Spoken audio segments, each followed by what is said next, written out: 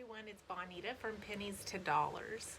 And today I thought we would talk about how simplifying your life can actually help you save money.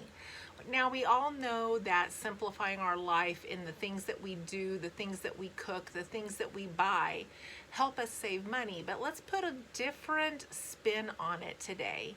Let's look at some of the triggers that actually are caused by our fast living that make us spend money.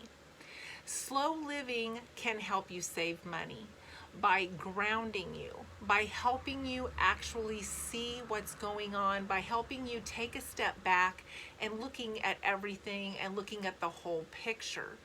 And then it helps you sometimes acknowledge your limits, because our limits can turn into triggers, and those triggers can turn into us spending money that we don't have. Let me explain what I mean by that. Identifying emotions that make you spend money can be those triggers that I mentioned. If you're rushing around, you may not be putting a lot of thought into what you're purchasing, what you're making for supper. Maybe you end up doing something silly, getting a speeding ticket. Just things when you are rushing always seem to compound and get worse, and they end up costing you money. Also, being too busy, having your schedule just back to back to back. I used to be one of those people that had my schedule so busy that there were times I overbooked myself to the point that I couldn't do any type of self-care, that I was cutting back on sleep that I was getting, that I wasn't eating right, and I was rushing through drive-thrus because I was so busy that I wasn't giving myself time to think about what I was doing, and therefore I would end up spending money because I was too busy and I didn't give myself any time to do the things that needed to be done. Also, stress. Stress is a huge factor that makes us spend money, because again, we get out of our own skin and we just don't recognize what we're doing, or we're so stressed that we get into that I need to be rewarded, or I need to do something good for myself because I'm so stressed that I deserve it. And then we end up setting ourselves back and getting ourselves into more debt. And I have another video about how stress affects our spending habits. Those can be triggers: busyness, stressing, and rushing around. Also, if you are just burning the candle at both ends, if you are trying to take care of your kids, take care of your parents, take care of a friend who's sick, go to work, go to church, back to college, do your homework. There's so many things that cause us to burn our candle at both ends. And it goes back into that rushing and that busyness that causes us then to get out of our own headspace and not be thinking logically about what we are doing. Another trigger can be loneliness. How many people have gone out and bought yourself something because you felt lonely, or gone to the mall just to be around other people, or gone to a restaurant just to be around other people, or got online and looked at Amazon just because you were bored?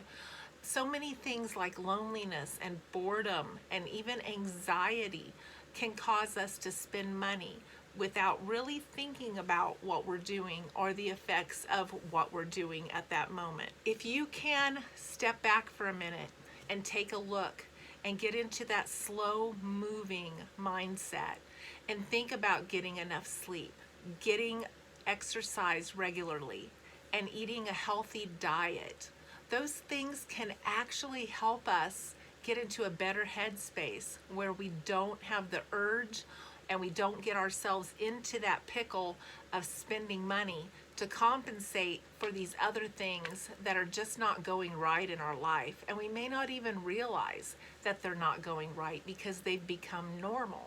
But stepping back and looking at that can help us so much in analyzing what is really important in our life. And positive self-talk. We're all guilty of this. We're all guilty of looking in the mirror and not seeing what we want, or looking at our job and not seeing what we want.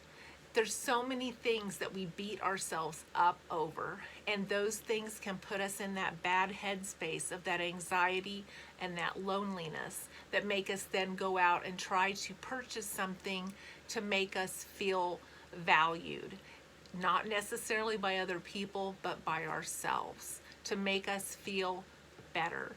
And so positive self-talk is important because we can build ourselves back up and reassure ourselves that we're doing the best we can, that we are doing good, that we are trying, and that that's okay, and that everybody makes mistakes.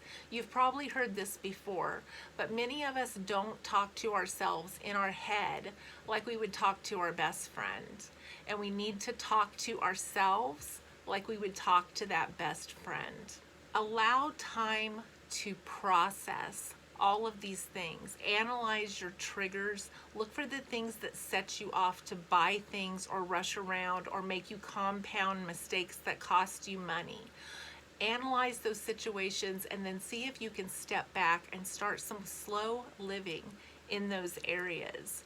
Good time management is always a wonderful, wonderful first step to try to help ourselves save money.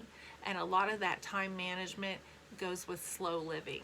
I always wish you a peaceful life, a peaceful mind. I hope that you can manage your stress and be more mindful of your purchases. It will help you have better relationships if you can step back and talk good to yourself and do things that cause you less anxiety. And it can improve your mental and your physical work that you do on a day-to-day basis. And it will also improve your problem-solving abilities. All of these things happen naturally when we can step back and analyze our triggers and learn to control those triggers and then set ourselves on the path that cause us less stress. I hope this is helpful to you. Thank you so much for watching today and have a great afternoon.